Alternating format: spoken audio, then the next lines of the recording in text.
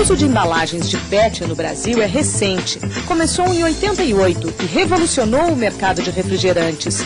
Talvez você nunca tenha visto, mas temos também cerveja em PET, produzida por pequenos fabricantes do estado de São Paulo, a exemplo do que acontece na Europa e nos Estados Unidos.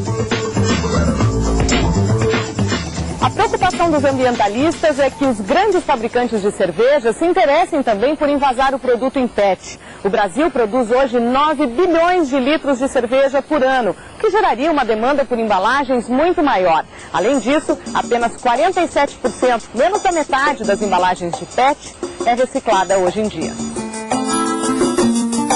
O PET é um problema porque ocupa muito espaço em aterros sanitários e lixões e leva anos para se degradar. Para a reciclagem, ele é menos atraente do que o alumínio, por exemplo, porque vale pouco. Além disso, contribui para piorar as enchentes.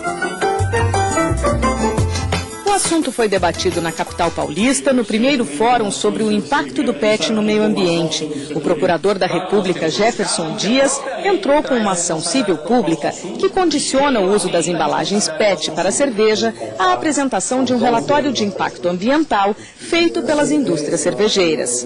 Duas empresas conseguiram liminar para continuar envasando em cerveja, em PET, alegando que já tinham essa autorização antes da ação. Agora, depois da ação, depois da liminar, nós temos mais uma empresa que pretende usar o plástico para envasar a cerveja, mas ela diz que está fazendo estudo de impacto ambiental.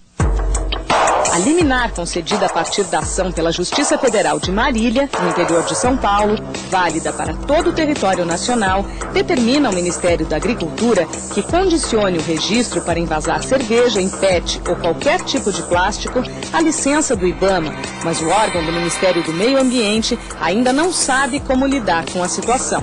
Será que caberia o IBAMA fazer essa avaliação? E de que forma o IBAMA poderia fazer isso? Agora, se não cabe ao IBAMA, cabe a quem dentro do governo? Pois é, aí fica uma discussão, porque não existe nenhuma regulamentação federal que trate dos ciclos de vida de um produto.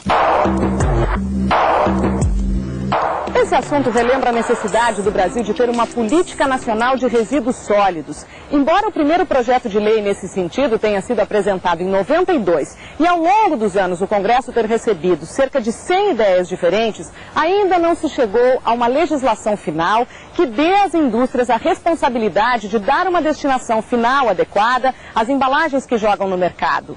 O Congresso Nacional recebeu nas últimas semanas um novo projeto apresentado pelo governo federal, mas segundo especialistas, ele ainda é muito fraco. Uma lei de política nacional de resíduos sólidos não pode deixar de falar na necessidade de reduzir a produção de lixo, que deve ser o primeiro objetivo de uma boa política. E não tem uma palavra sobre isso.